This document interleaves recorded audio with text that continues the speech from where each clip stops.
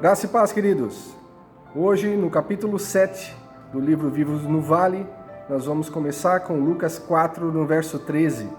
E a palavra do Senhor diz: Passadas que foram as tentações de toda sorte, apartou-se dele o diabo até momento oportuno.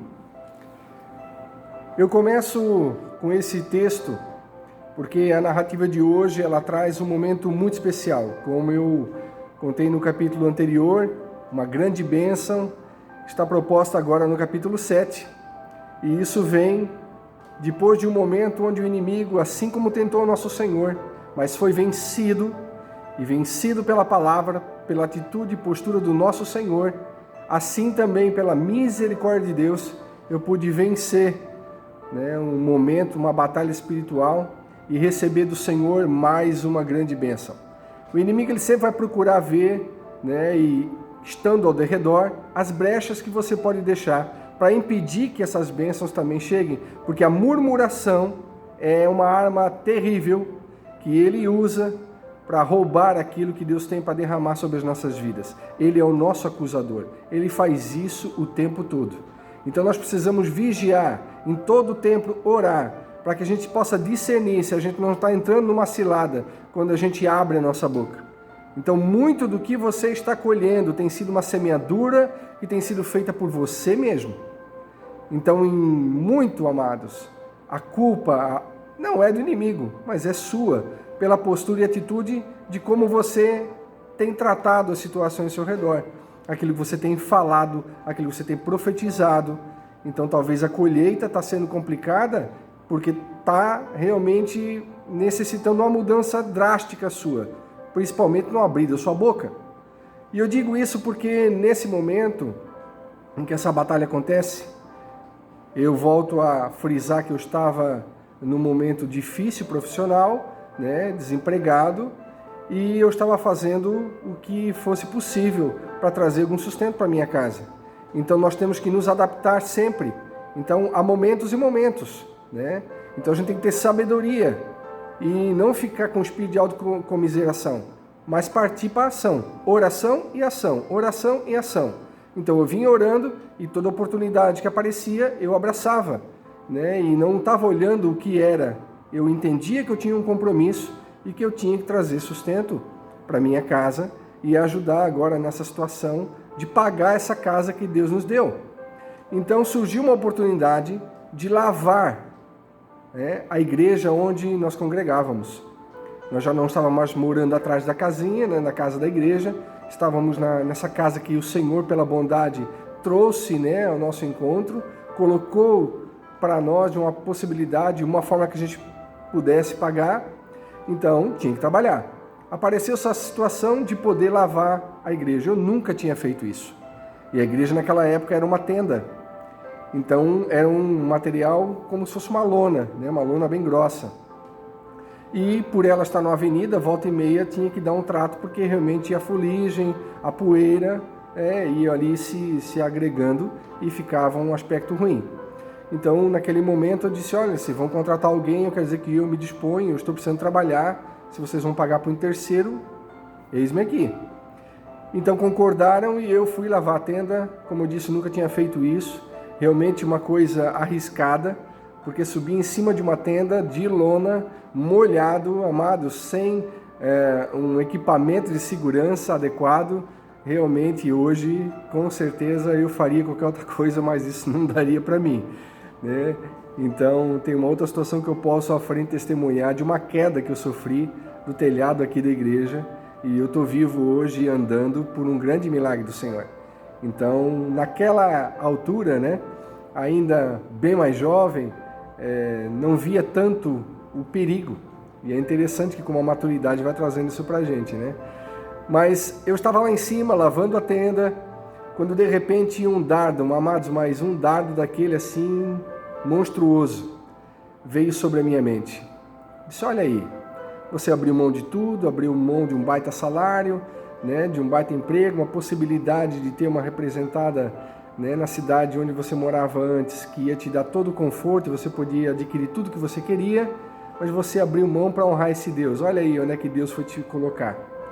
Naquele momento, amados, eu discerni na hora que era uma voz do inferno, porque Deus jamais ia jogar em rosto alguma coisa do tipo. Era realmente um dardo inflamado.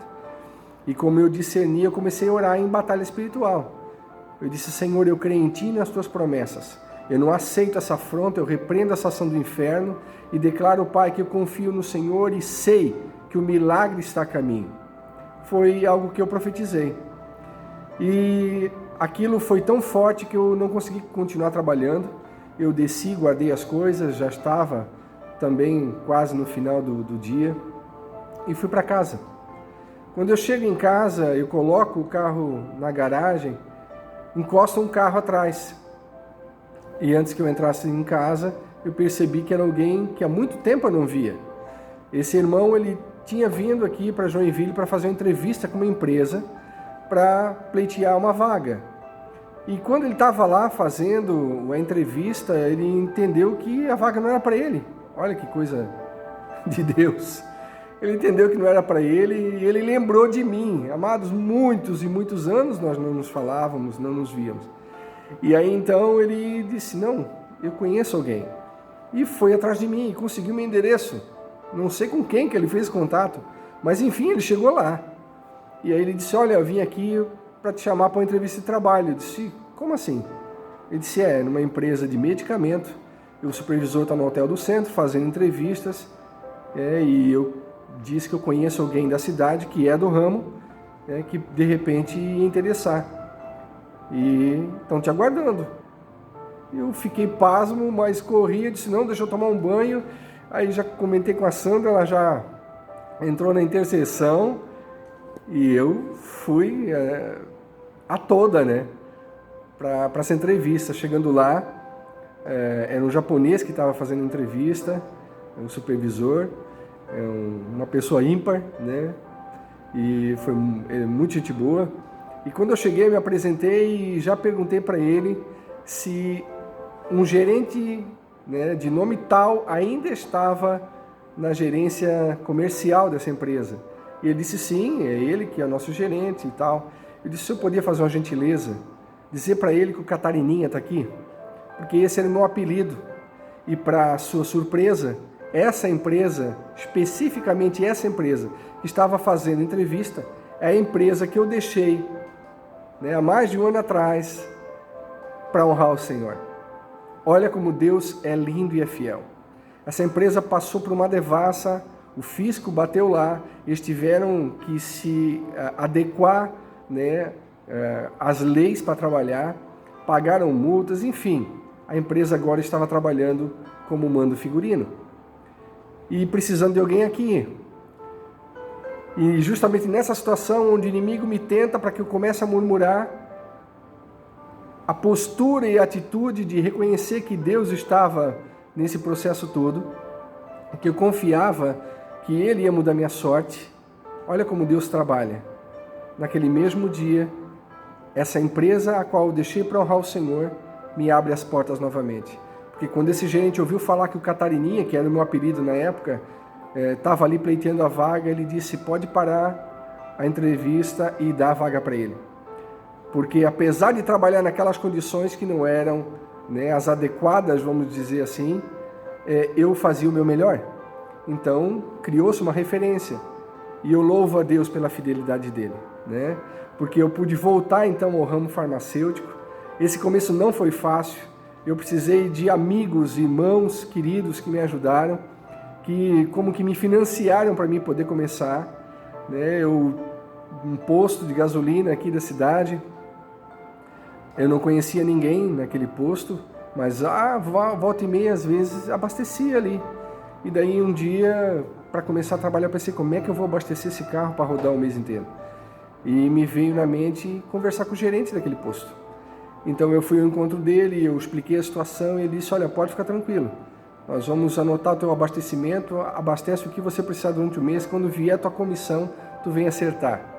Só Deus, só Deus. E eu pude então trabalhar, abrir uma empresa, um contador, irmão querido, que até hoje é meu contador, o Ney, de Blumenau, da Contar. ele me ajudou também nessa situação para abrir a empresa. Então, Deus foi usando pessoas, e é isso que é lindo, trabalhar de Deus, né? Por isso é maravilhoso ser igreja, por isso é maravilhoso viver esse corpo de Cristo, onde eu posso interceder, eu posso ajudar, eu posso dar uma palavra, eu posso ser um ombro amigo.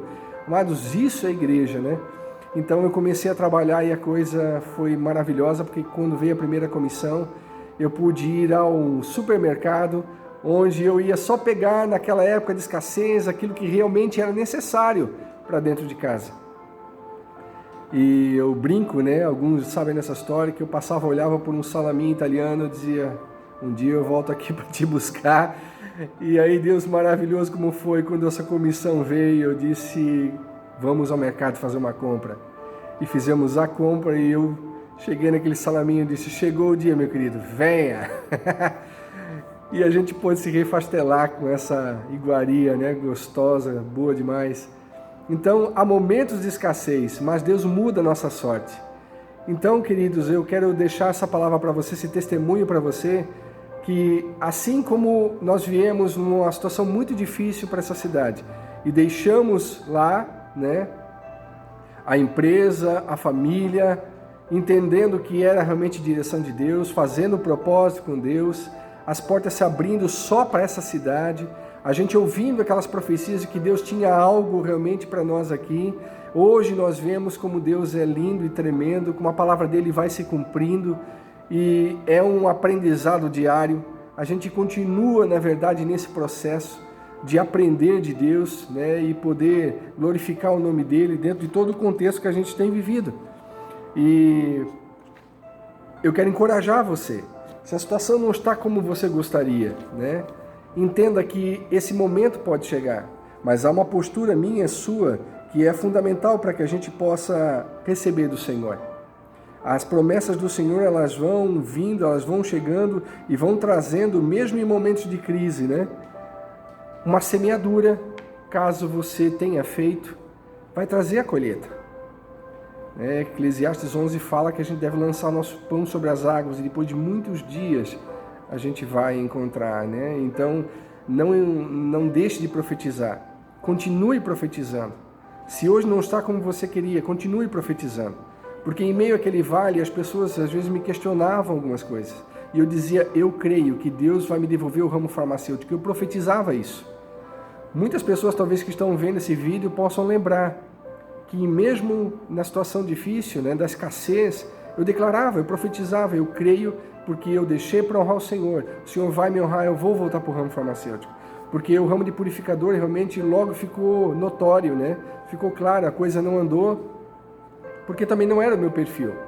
Então você tem que entender isso, você se adapta, você se sujeita, mas você vai perceber, né, que realmente em algumas situações específicas que você está fazendo não se encaixa com o teu perfil. Isso é uma coisa normal, mas você tem que persistir, porque você precisa da subsistência, precisa trabalhar, precisa ganhar o pão de cada dia. E dentro dessa conjuntura, o Senhor sabendo disso e você se posicionando, Deus pode mudar a nossa sorte. Ele transforma a maldição em bênção, né? E eu quero deixar para você um verso de João 3:27. É um texto que eu volta e meia cito também, que traz esse entendimento, né, muito claro, que o homem só recebe aquilo que Deus permite chegar à nossa mão.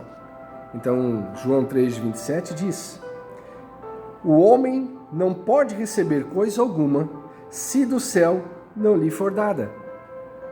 Então, entendendo isso como cidadão do céu, entendendo isso como cristão, entendendo isso como um crente verdadeiramente nascido de novo, eu devo sempre esperar que do alto vem o socorro, que do alto vem a provisão, que do Senhor vem, né, essa mudança no cenário, no momento que estamos vivendo. Realmente o choro pode durar uma noite, mas a alegria vem pela manhã. Vai ter o período de escassez, isso pode acontecer, mesmo sendo um servo fiel. Porque eu digo algo aqui para você. Eu falei já no outro vídeo da nossa busca nessa fidelidade. Então, queridos, é entender o senhorio dele, entender que nós somos apenas mordomos. É entender que ele é que pode nos colocar sobre o muito. Então viver isso é algo sobrenatural. Então é muito mais do que o valor em espécie, mas sim a atitude do coração em fidelidade ao Senhor, na vida, na família, na vida devocional. Então aproveite esse momento que você está passando. Se você está ouvindo esse vídeo aqui, que você possa começar a ter uma atitude diferente em relação àquilo que sai da tua boca. Pede para o Senhor colocar um guarda na tua boca. Senhor, me dá sabedoria, me dá graça, fecha a minha boca, para que dela saia a bênção e não maldição, para que eu semeie de tal forma que eu possa colher daqui a pouco e glorificar e exaltar o teu nome, porque eu sei que toda a provisão vem do alto, vem do Senhor. Então essa grande vitória, né, de voltar para o ramo farmacêutico foi algo tremendo de Deus, né, de Deus, foi literalmente Ele que fez tudo isso. Então eu tenho a alegria de poder compartilhar com você que o nosso Deus é Ele que faz o impossível acontecer. Traz existência aquilo que talvez nesse momento não está visível para você, mas que no mundo espiritual já existe. Então que o Senhor te abençoe. Se esse vídeo tem te abençoado, compartilhe ele. Que o Senhor derrame sobre ti o renovo e o entendimento de profetizar sempre. Sempre. Firmado na palavra, profetizando e entendendo que Deus é um Deus fiel. Até a próxima, até o capítulo 8, permitindo o Senhor. Shalom, queridos.